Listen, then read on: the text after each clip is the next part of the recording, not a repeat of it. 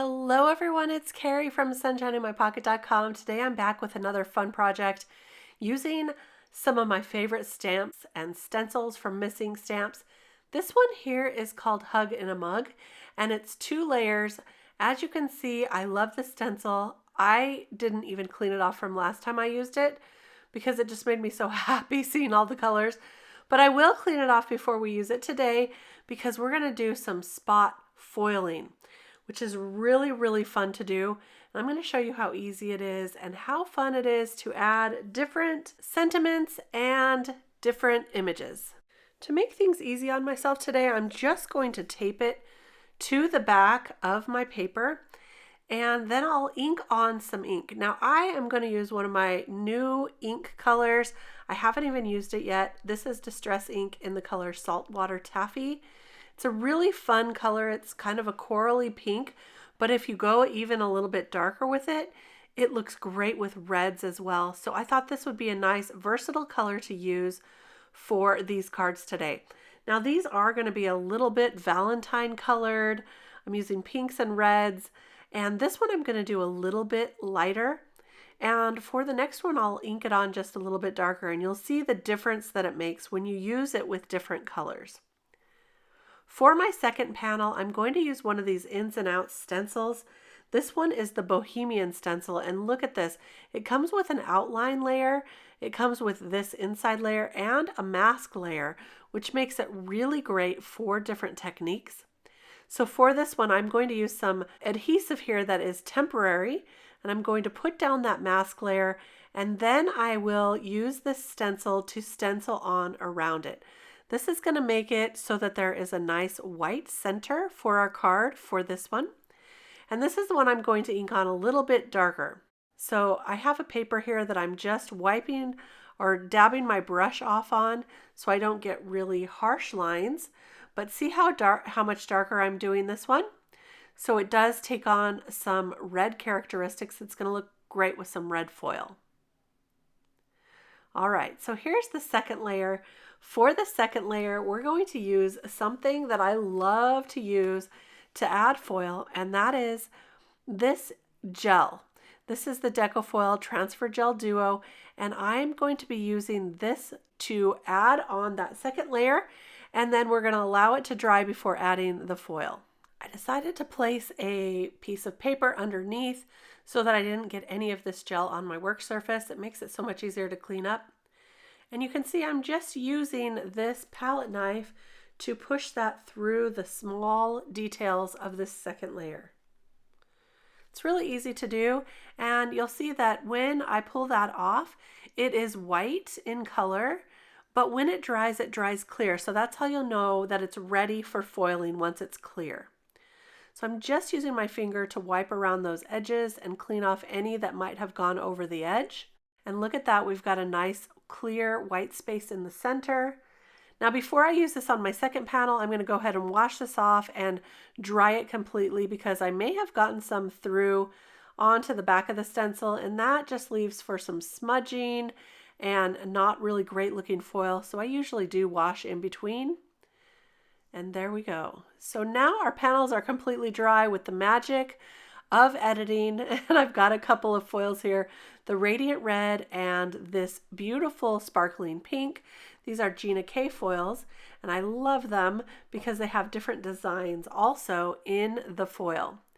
So they're so pretty. I've got my mini mink warming up right here, and I'll run this red one through. I'm using the Radiant Red on the darker inked one, but it seemed like the mink needed a little bit longer to warm up. So while that is warming up, I am going to stamp on some of my favorite images. I've already chosen a few from the Alice collection and also a large mushroom that she's going to be sitting on top of.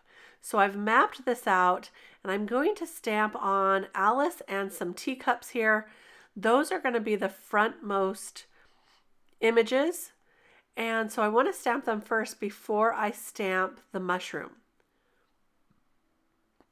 Now I'm also going to stamp a mask for these images, and I'll cut them out, fussy cutting them around just the bottom portions because that's really all you need. because I'm just masking them off on the bottom portion to be able to stamp that mushroom on. And then it will look like the mushroom is behind them, so it'll look natural, like they're sitting really on top of that mushroom.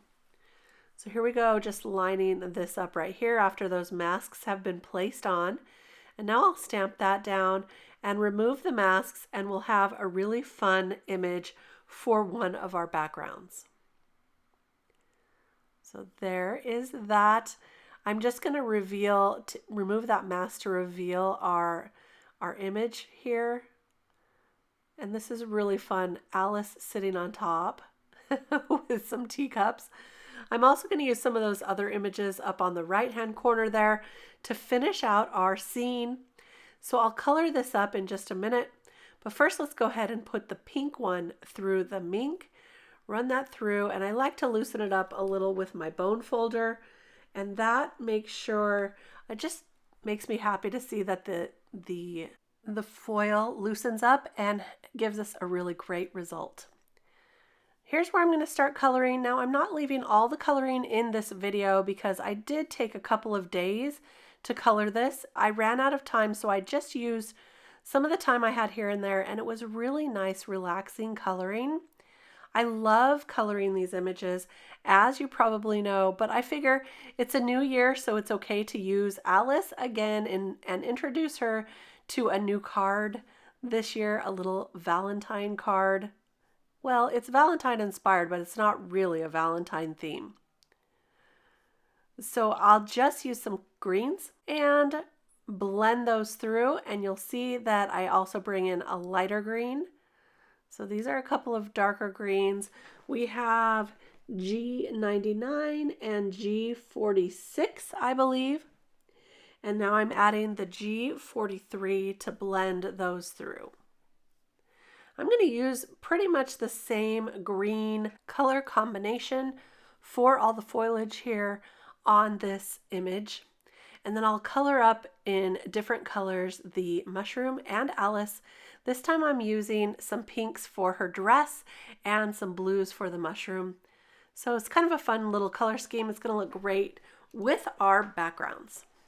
So for this one now, I am going to add that frame to the red foiled background. And I'm just inking this on using a small blending brush and some red ink. You can see right here what that looks like. And then to finish this off, I'm also going to outline the inside of this design using a gray Copic marker. And I like to clean off my stencil while it's still attached. That way I don't smear it over the image. It's easier to clean that way as well. So I'm going to use this little cutie right here, this gnome, as our image. And see, here's where I am going around the inside with a gray Copic marker. That gives it a little more feeling of depth as well.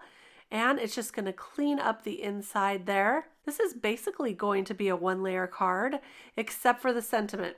I ended up popping that sentiment up, and I'm using the one that says, "I like big mugs and I cannot lie." I thought that was so funny.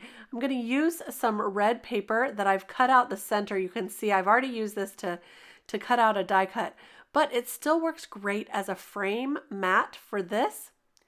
No one's ever going to know except for you and me. And I'm just going to finish that card off by adding that to a top folding card base. Now to finish off the pink one, I'm going to use some Distress Oxide ink in Kitsch Flamingo and just ink around all the edges of this card. It's going to help it all blend together really well. And then I'll pop up that image of Alice. Look how big and nice that image is. Since we did the masking and I made it all one image, it really works well for this. And then I've also white heat embossed the sentiment. It's always tea time for this. And I use some pink cardstock to do that. Now I'm popping up these frontmost images that I also fussy cut. And I'm going to put those along this image, the cupcake, the little mouse in the teapot, and then this teapot and teacups at the bottom. So those are all going to be popped up along with the sentiment, giving it some more dimension and interest. There we go. So to finish this off, I'm going to use some liquid pearls on that mushroom. I'm using the white color because I thought it looked really great with those blues. And look at that. Here's our card with Alice. Look at how that foil shines in the background. It's a really fun look and a really fun card.